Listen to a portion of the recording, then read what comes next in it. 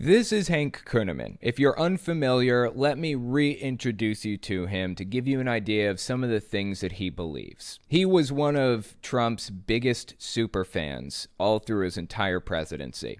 And right before the 2020 election, he's one of the people who prophesied, not predicted, but prophesied that Donald Trump was going to be the next president and seemed to believe that he had God's mandate, that he was one of God's special people, that God had anointed him and he was going to play a special role in the plan and the whole 9 yards. Well, obviously, after that fell flat, he had to back up. He had to find some way to explain why he was so wrong. So let's take a look at this clip. This is early April 2021, shortly after inauguration, just a few months. I wanted to see what he had to say for himself after he had had some time to stew on the fact that he was wrong, unequivocally, unquestionably wrong. Give this a listen, early April 2021. Remember, President Trump won the election. And so for people to say, well, people prophesied that he'd win, he did win. And so we had a stolen election. No, we didn't. Simple as that. I know that you feel like it was a stolen election, blah, blah, blah, and that's fine. If you feel that way, you need to bring us evidence. There is no evidence that the election was stolen from Donald Trump. Until you give us evidence, you're just a flat-out liar. Simple as that. You claimed that God gave you a prophecy that Donald Trump is going to win, and you lied. The Bible specifically describes people like you.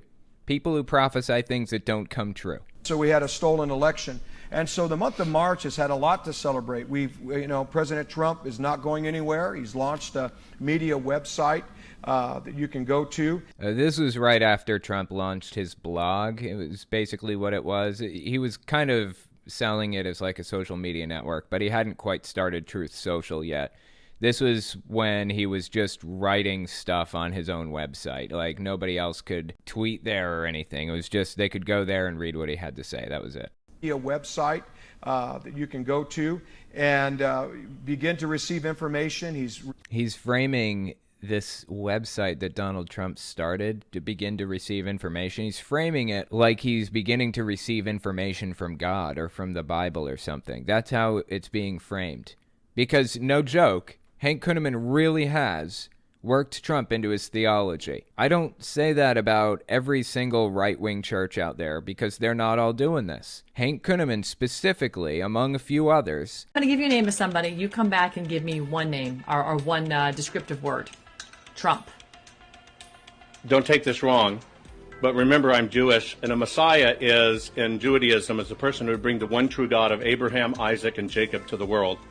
A Messiah means a great leader, a great prophet. I believe that Donald J. Trump is a Messiah for what's called the New Jerusalem, which is the United States of America. He was it, and he opened everybody's eyes. That's the only way I can describe him. He's a prophecy fulfilled.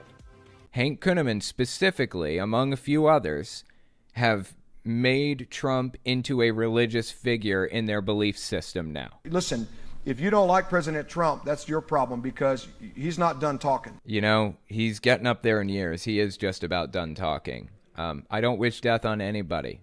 Anybody, nobody, period.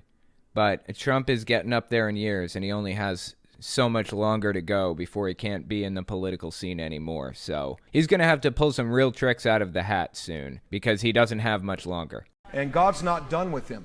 And so that's extremely important. And there are some things that have to play out because we don't realize how really dark this country has been and the direction that, you know, the enemy and those that cooperate with them would love to take this country. I mean, that's us. He's referring to us. He seems to think that we have, like, dark things in mind for the country, some nefarious thing that we want to turn it into this evil place that nobody wants to live. And those that cooperate has been and the direction that, you know, the enemy and those that cooperate with them would love to take this country.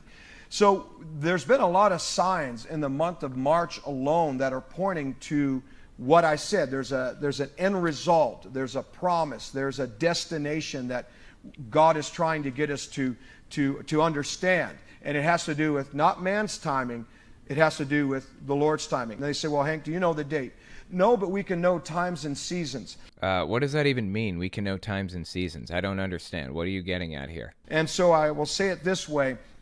I'm sensing very strongly by the signs that God is giving that we're going to review that we are close to justice and righteousness being established. What does any of that even mean? I don't, it's like he's speaking in cryptic words. He's trying to excuse away his missteps, his false prophecies, by using cryptic language that doesn't make sense to anybody. It's bizarre. This next clip came out not much longer after that one. This was mid-May 21. Since he made the false prophecy, since Biden was inaugurated, he's been spending a lot of time trying to repair his reputation and trying to explain why he gave false prophecy. I mean, there really is no excuse for this, but he's trying to explain it anyways. Let's watch this clip of him trying to explain his failed prophecy once again, mid-May 2021. Somebody had released recently about how there were some prophetic ministers that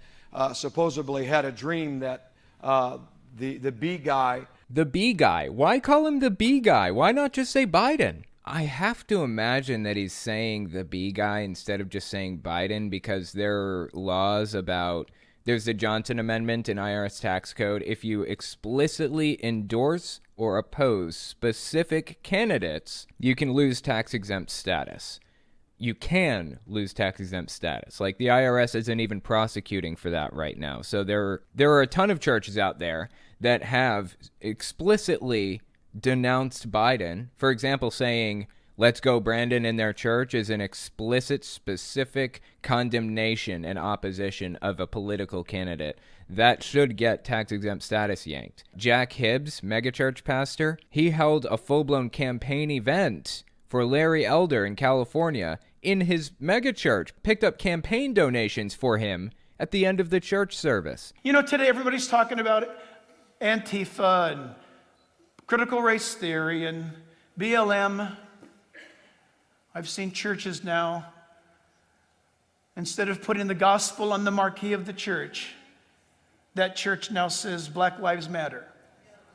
But they got the acronym wrong. BLM. It really means because Larry matters. Ladies and gentlemen, welcome Larry Elder this morning. There are a billion examples of these churches holding campaign events, not just endorsing them by name, but holding campaign events for these politicians and not facing consequences for it. The IRS just is not coming after people for it. So I really don't know why he's even bothering with this whole the B guy thing. Like, why bother? We know who you're talking about. Does he want us to think he's talking about the B movie? What?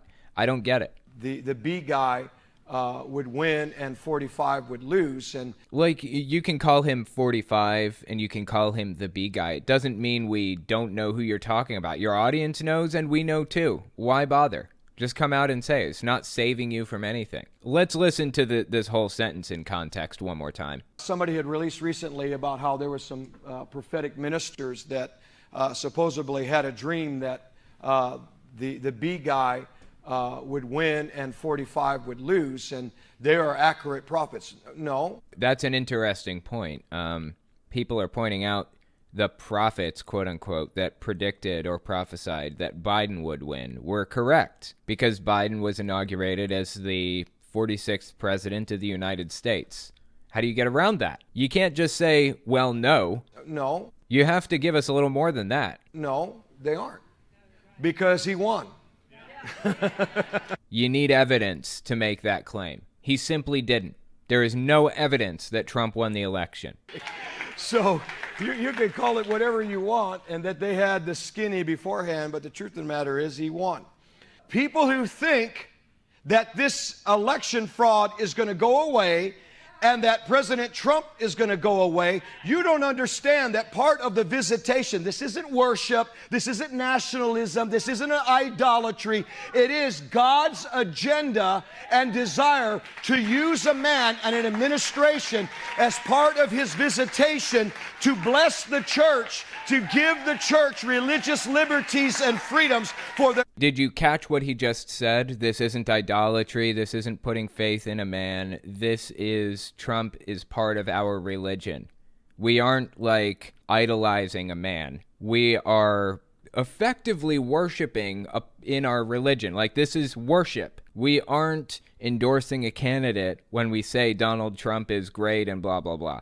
We are worshiping in church. That's what he's saying here. This isn't nationalism. This isn't an idolatry. It is God's agenda. It's God's agenda. He believes that Trump is part of God's plan. Trump being president is eventually going to lead to the rapture or something like that. Seriously. This is a cult. I mean, we've known that for a long time. It's taken on religious undertones. Hell, religious overtones at this point. Look at this. People are standing up and clapping for what he's saying here.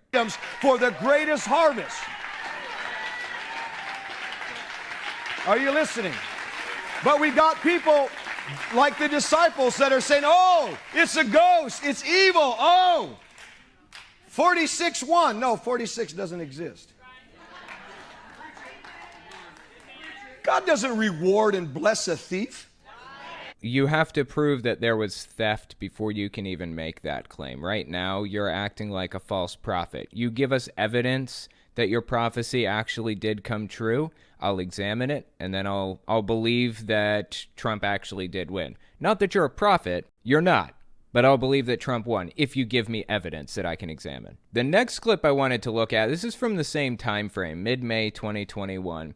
He basically went on this tour trying to rehabilitate his image after making all these false claims. How does he rehabilitate his reputation? By making more false claims, of course. Dude will not give up.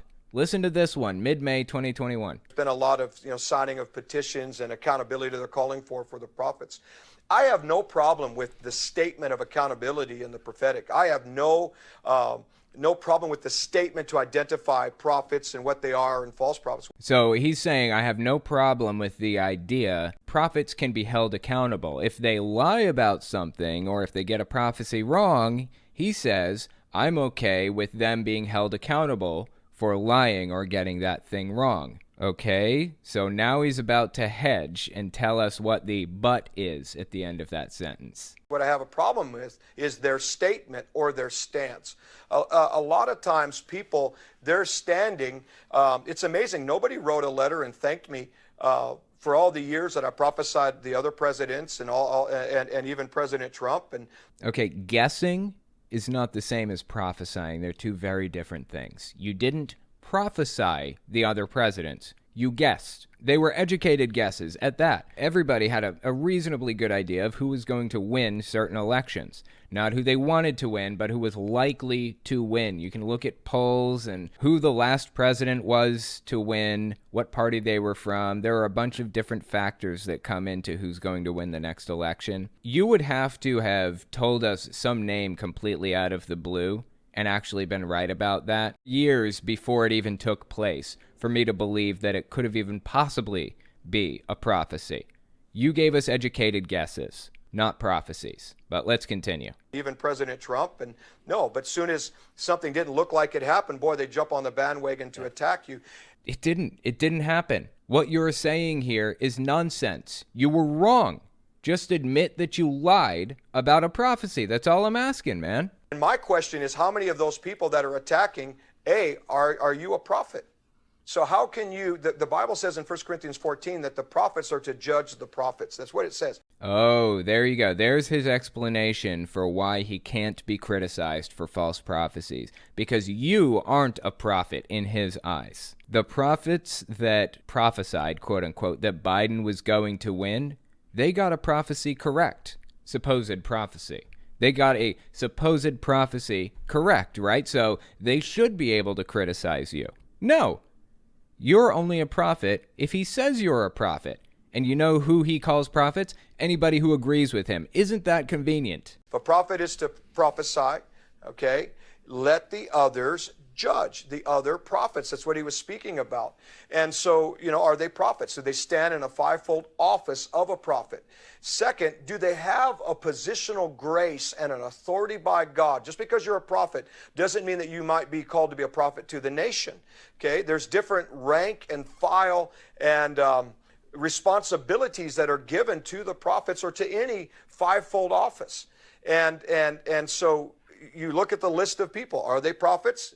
Yes or no? Second, if they are prophets, have they been assigned by Jesus, the Lord of the church, this is a holy thing, to prophesy to a nation? Oh, please, dude. You are grasping at straws. It is the absolute worst. Honestly, it's kind of entertaining to watch. Let me show you guys what he has to say when people disagree with him. He is not kind, to say the least. Check this one out. I think this clip came out January 22nd, so it was immediately after Biden was inaugurated. This is how he initially reacted to the fact that he got a prophecy wrong. I have stood and I stand with God.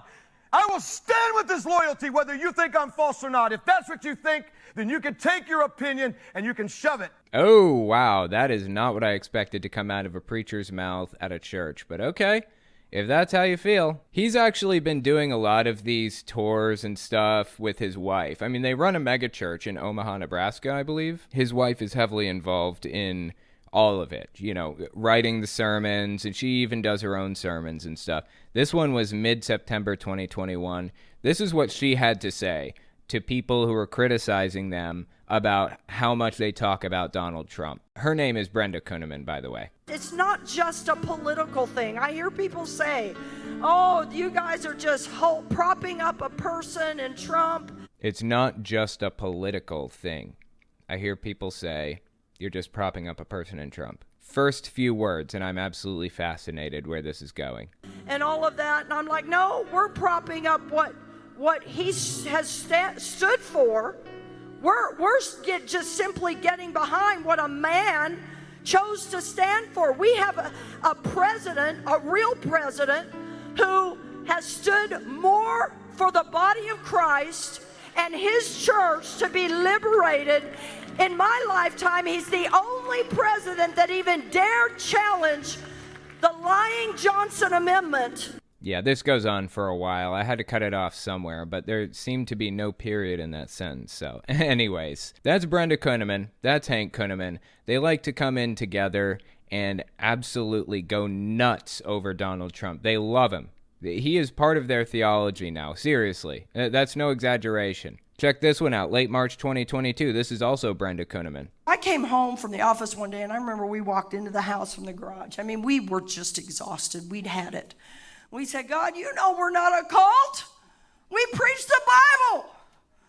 We pray in tongues. I honestly had no idea that those two things were qualifications. I mean, Jim Jones was also a Bible preacher. I don't know if he spoke in tongues or not. Maybe. Probably not, but either way, I mean, he preached the Bible too. It was Jim Jones not a cult leader? I mean, she's not thinking critically about this.